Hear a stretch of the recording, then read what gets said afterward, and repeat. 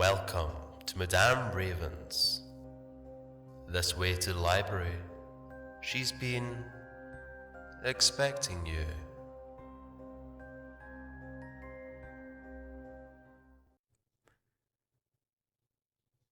There's something lurking in the secretive caves of Mexico by Nightinator. For the morning is bliss, the afternoon's a charm, and evening's a delight. Be wary of what comes after, for the night is unforgiving, and often a murderer in disguise. Journal found in the re-digging of the Yucatan Peninsula cave system. 18.8067 degrees north, 89.3985 degrees west. Steady temperature, 25 degrees Celsius maintained. 345 meters from inception. Steep descent. June 20th, 85. Visibility is getting exceedingly low after the first vantage point. Brittle limestone covers the precipice. Headlamps and spotlights flicker violently across some extreme locations from our initial starting point. Thermal scans prove futile across the same unidentified areas. We are hovering around closely on the edge of our initial point. The only problem palpable is low visibility due to some kind of nebulous fog sojourning around the edges. Wandering alone without carrying a multi-variety analysis on the unknown surface is very dangerous. For few regions on the extreme westward side of the caves have almost acute declination and ghastly deformities. The cave roof tilts perilously close to the edges of these surfaces. The entrances to the cave was surrounded by a few delirious villagers complaining of perturbing the natural vegetation, as translated by our local companion. Later, as we shew no signs of retreating, our entreats finally gave way. By then we were already past our mark. However, the villagers chose to linger around the cave for unfathomable purposes, eventually retreating to their shacks on the outskirts as evening drew close. Immediately, local workers working on the far end of the cave system spotted certain distinct cave paintings. What proceeded next amused my senses to a great bit, for some workers were seemingly repelled by the historic ramblings and immediately expressed wishes of abandoning that part of the labyrinth altogether. What frightened them to this extent, I knew scarcely of. What for? I was given the tedious responsibility of studying the geometry. Hushed utterances of terrified workers filled the corridors. Some even compared the deities in the petroglyphs to the hideous Hindu god Hastor. Further, in the corridors, our finds manager's team, which consists of 6 members, including 2 students, suggested some great findings further ahead in the cave system. Furthermore, while progressing in the only direction hitherto suitable for trudging, one of the students from the finds manager division reported back enthralling news. Unbelievable alcove-like structures were slightly visible. After moving linearly westward by hugging the cave walls for about 250 meters, these rock structures manifested into much greater sculptures, entirely man-made. This revelation sent a wave of nervous exultation. Immediately after carefully securing those artifacts, we contacted our site manager, Abigail, who, upon receiving the impeccable news, wasted no time in wiring our director and head of our division, who in turn congratulated on our early success. Having been run on a sufficiently low budget, possibility of finding something this perfect in a condition so early in our exploration was a rare occurrence and baffled our finds manager, Victor, to great extent. Chances of random cave-in was sufficiently low. Relative tundra was sufficiently on high altitude as well. Conversely, Some parts of the cave, as scanned by our thermal scanner, revealed data of great interest. Some parts, while sufficiently inside the cave, had a steady, almost acute declination in temperature, while others, like the area near our vantage point, shew no such anomalies, and a linear declination in temperature was recorded.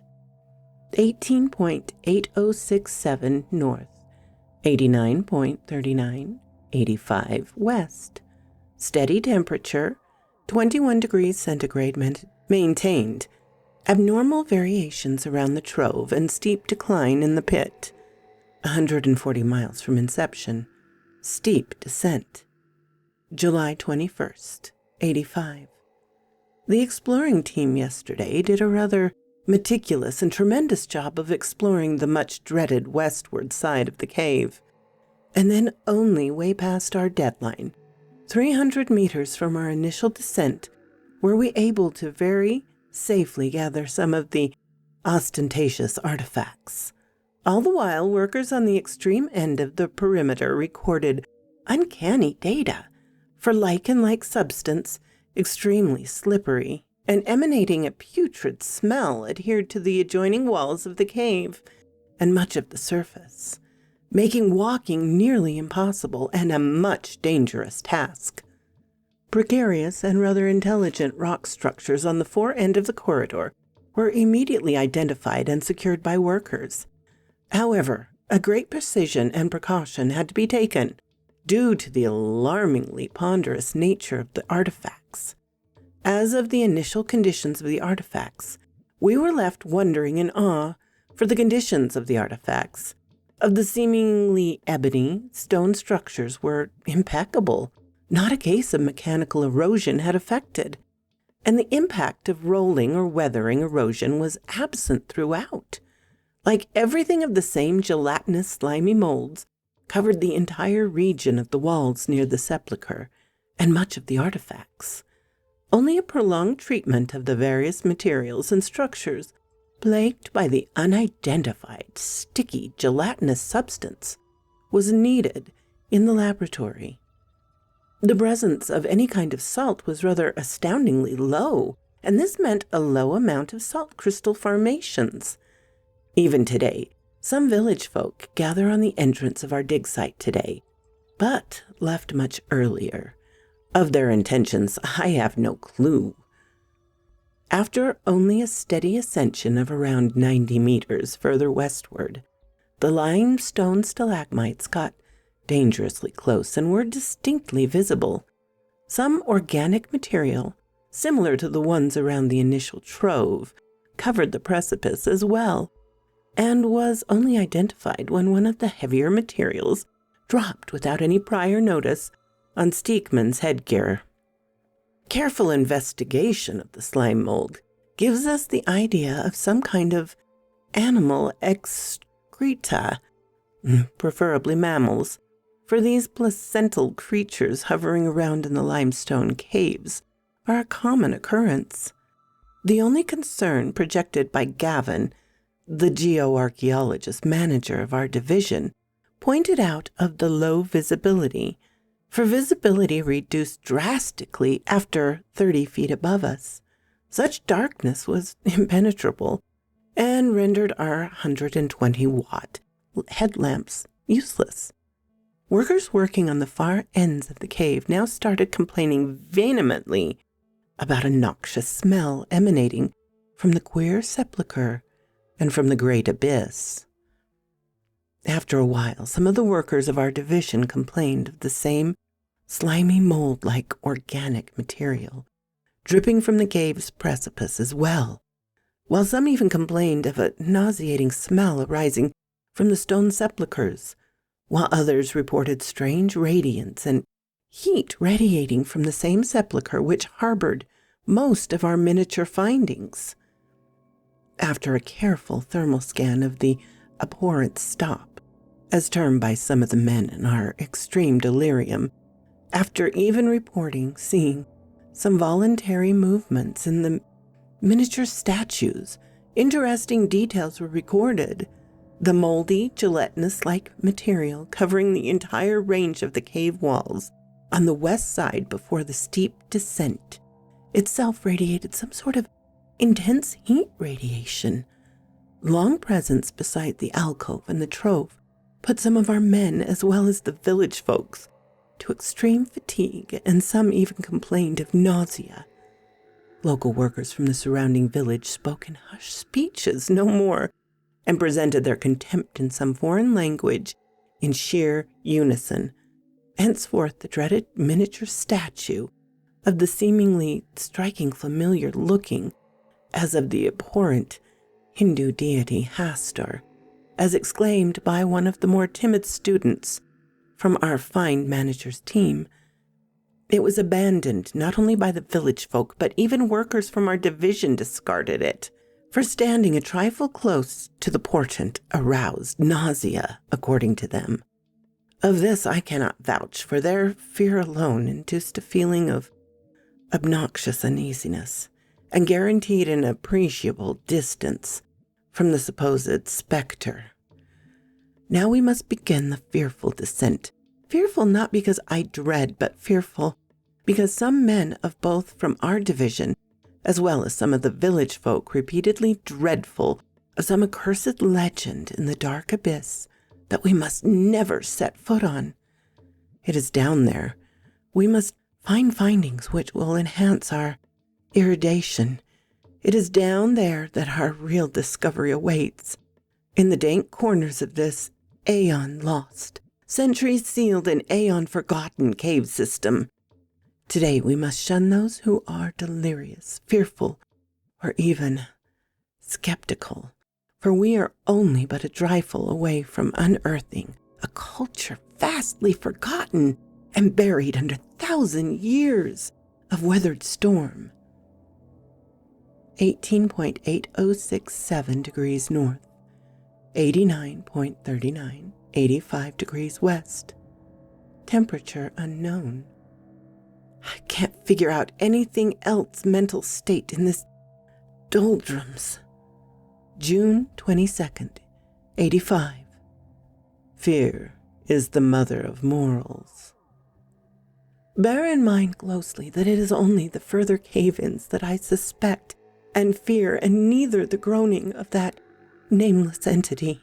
Nameless, for I only have a little recollection and knowledge of that, nor the wailings of my own crew members deter or even frighten me. In our mad pursuit of the historic, may God forbade us, for we displayed such dumbness and folly stupidity I would not like to wish upon even on my nemesis. Bear in mind a singular thing more, for even in my mad dash towards the inner sanctum of the cave, where I now reside so blissfully aware of my imminent demise, I did not see any actual horror, save for those eyes. Hundreds of them, even more. Oh God, those eyes! We witnessed those at the inception of our excavation. But such blinding faith, and under prosaic spell of the dreary job, were we ever to take something so spectral of a thing into account? I can see these horrid eyes now, leering down at me, mocking me. The cave bellows in laughter in a response to my own. A stupid, I would say, stupid thing to do. Further enrage a person wholly drowned in it. Own sees a visual horror his brain has to subject him to. I now would like to think of the village folk who joined in our blasphemous venture for what? I can now understand their furtiveness when around those slimy materials, and when around the hideous figurine of the Hindu deity Hastur. They were first to descend and the first to ascend. Such random and timely dismantling of a cave, may God forbade, shall not occur to any. The reason for the dismantling I have no clue of. I'm still unable to comprehend such a disastrous consequence. For very securely and tediously we had begun our descent, and it was with utmost security we began walking on the hideous surface. At first, I'm not sure. Details are fuzzy and blear. Why would they not be? I just escaped the wrath of an unnameable entity, which is still wandering around these labyrinths, around these roofs, around these horrid corridors. I think I might have enough of a deadline to document everything. Deadlines are imperative in our field of expertise. I might embark my story, but as I say this, bear in mind just a trifle bit more. I might not be able to finish this. And if so, this journal is ever recovered under this impious debris. Men of science and fellow excavators alike will be tempted to disregard, and might go on a length to even call this a hoax. But it is only with the grace of God and on the mercy of that stupid being am I able to write this. And not under any circumstance this journal might be disregarded or be called a hoax, as it is clear and very straightforward extractable from my earlier notes. On the day of June 21st, on the edge of the Yucatan Peninsula, today we were meant to descend further into the secretive Mexican caves. Having been previously successfully secured various relics, we started our further descent in rather high spirits, save for some dubious village folk and some sick men from our division who were quite vehemently opposing the digging and even asking for reshift. In the mad pursuit of unearthing ghastly secrets, we let nothing deter us, and even under the absence of few workers, we descended down the abyss. It was then, I suspect, something preternatural of the supernatural was at work. At first, some of the local workers shouted, followed by a scream of the most hideous kind. It was Matt, and his demonic screeches is how I suspected something spectacularly supernatural was at play, for there resided in his guttural scream an awe of the most curious nature. For you see, there is a normal scream in a normal person's scream of a singular male. You don't go on to hear helplessness, dread, fear, curiosity, and even surprise. No, in that unnatural moment of panic, again I say I wasn't subject to any visual horror until the very end. At once I feared the worst. Only a singular question reverberated in my mind. How did this happen? I believe most of the men from our division and of the villagers, which we recruited, immediately perished under the falling debris. And if not, then the further excavation hazards must have secured their untimely demise. At some point I even heard metallic clanking, curious thuds on metallic pipes, steel plates falling, and then silence, the sound of settling debris, and the complex haze of confusion, fear, stupidity, humor, yes, even humor. I wouldn't want to lie. Why would I? It will only be suitable if I tell everything as it was and without any touch of mystery or exaggeration. The whole of the front portion of the cave descended down upon us. I'm not sure of any survivors, but in the distance beneath the gravel, dirt, and debris, I can hear screams, but I can sense astonishment in their speeches as well. Only this was enough to deter me from even going beyond that hindrance, beyond the walls of debris. Note that if I was built like the Lord himself, or even had some supernatural powers of my own, Even then, I would have floundered in front of those gigantic boulders covering my exit. And even then, to climb the steep wall would have been a drudgerous task in itself. I knew not what nature of spell came upon me, for in the face of death, call it my callous behavior or haughty demeanor, I was unnaturally calm. At peace, even. What propelled me through that abyss further, more into those hideous, away from our world areas, into these dismal corridors of death is anyone's guess. But to say I escaped unscathed, was unharmed, would be a lie. From fear, or from delicate wound oozing a dangerous amount of blood from my head, I'm not entirely sure what caused me to faint, for it was as sudden and quick as the collapse of our dig site. Sleep came as a deliverance, if only for a jiff, but in that merciful period of time, floating betwixt maddening labyrinths and transit days, I sought out many wonders than the city's haze.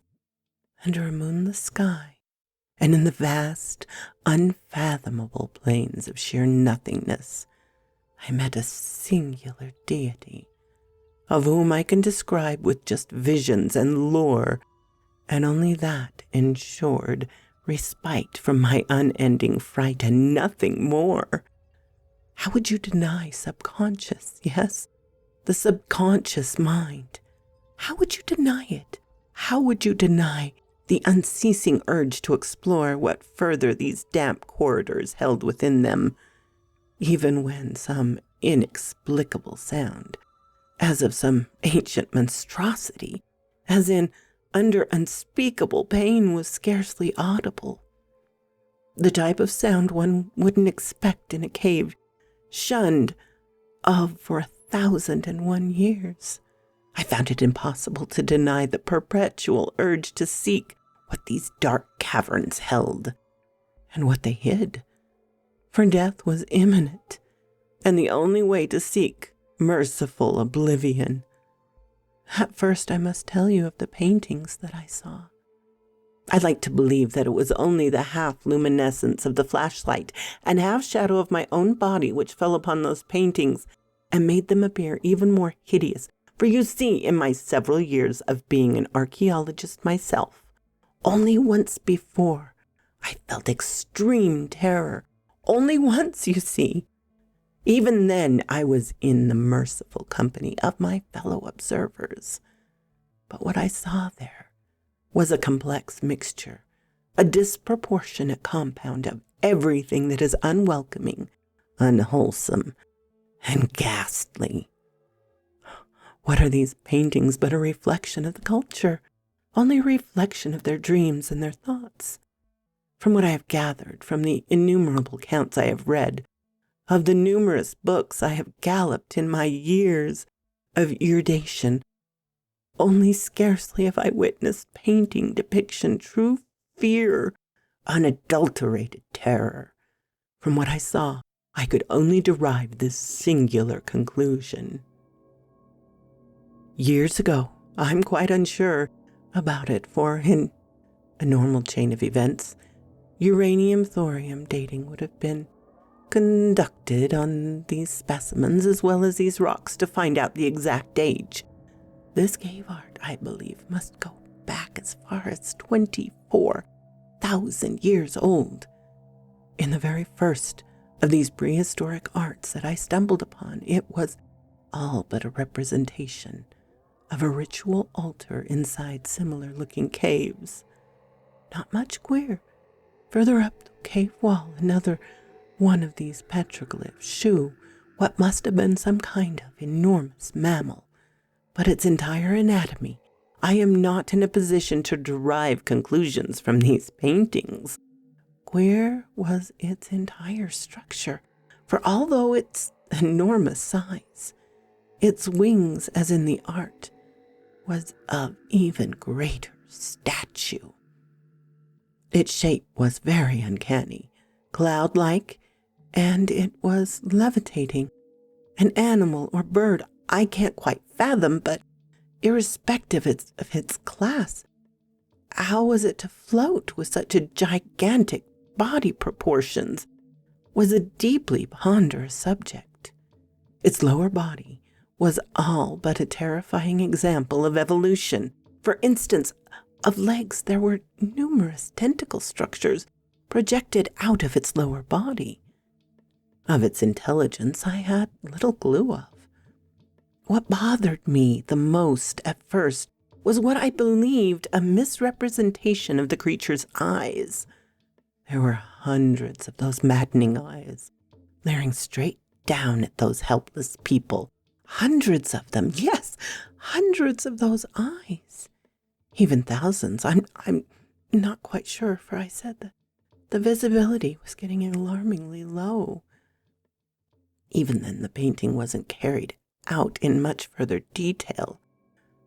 As I sauntered on the precarious ledge, now blissfully aware of certain things, more of those harrowing paintings came into view.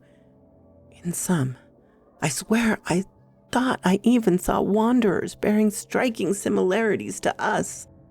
No headlamps or modern gear with them, of course.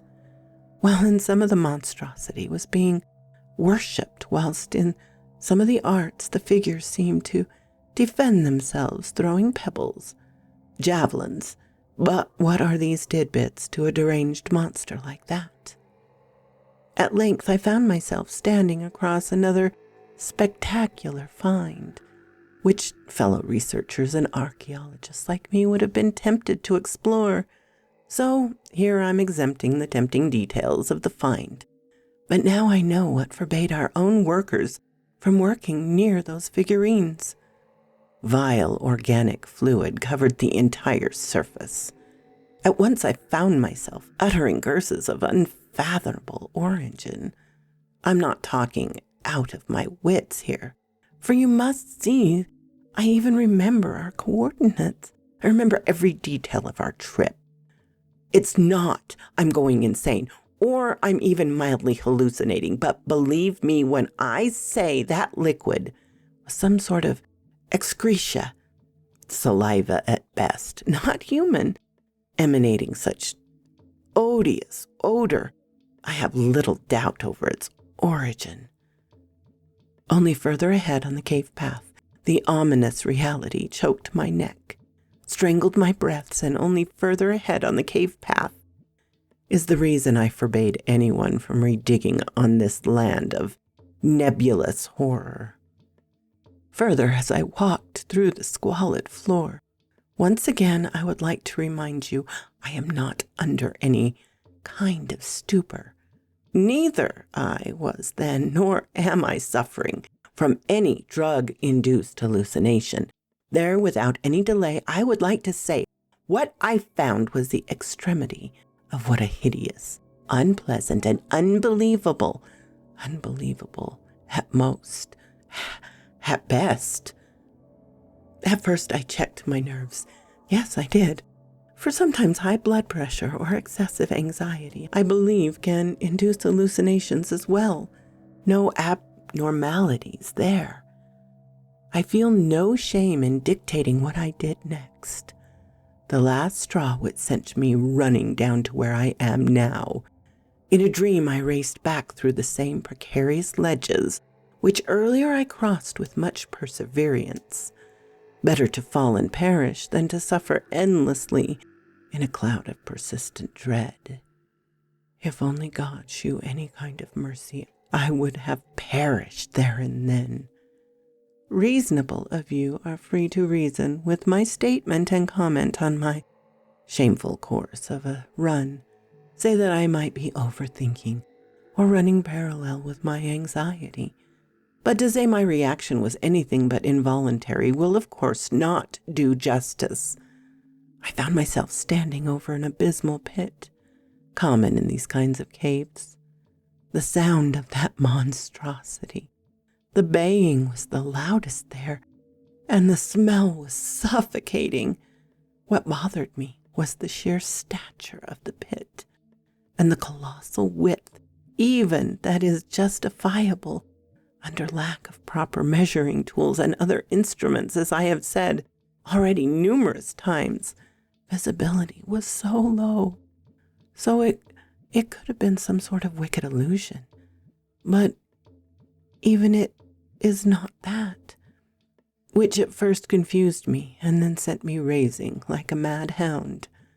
There, as I looked into the pit with my flashlight, tiny orbs like things reflected back the light at first. I thought to flee for an altogether different reason.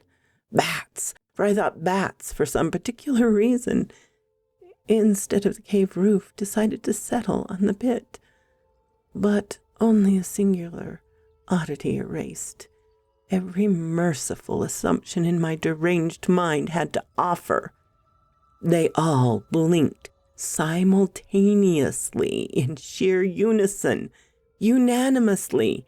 They all blinked. There at once again I fixated my gaze on the queer abyss. It lit up through hundreds of orbs. At first it seemed like orbs. Then I applied the vestiges of sanity left in me, just like flashes of tube lights, flashlights even. It blinked again, thousands of flashes at once, like eyes. It blinked. Yes, it blinked like eyes. Eyes, the paintings, the creature in those hideous paintings, the baying and the saliva all around me. This cave. Is this a cave? Or is it? Is it? Once again, the cave erupted with what I can only comprehend as laughter. Plain laughter erupted in a hole of that confined space. An inhuman laughter. One of the most animalistic kind mocking a very distinct human emotion. Happiness. At once, the remnants of what sanity propelled me through that horrendous course of path. Through those same corridors of insanity, at once I ran like a mad hound, like some sort of carnivore running behind a fleeing group of prey. Baying is very faint now, and almost ceases here, even the laughter. Although for the noxious smell, I can't utter the same for, if only to perish remains on my fate, then it is with a heavy heart and a foreboding fear I derive this hideous conclusion. My return to that accursed pit is imminent, for I must find out whatever plagues these plains, this cave, for the time being, amidst moving shapes, deafening groaning of that nameless entity, and blinking darkness. I will continue to document peculiarities. For now, I must return. So quoth this raven. My darlings, you know I love Lovecraft, and you know I love manic laughter and acting absolutely insane. So this was fun. I hope you enjoyed it too, and have a terrific Tuesday.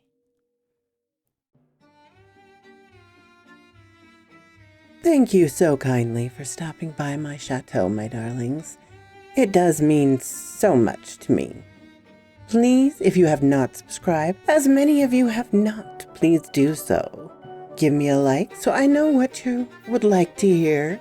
And comment. I always love to read your comments. And special thanks to my Patreon and membership supporters. Ciao, darlings.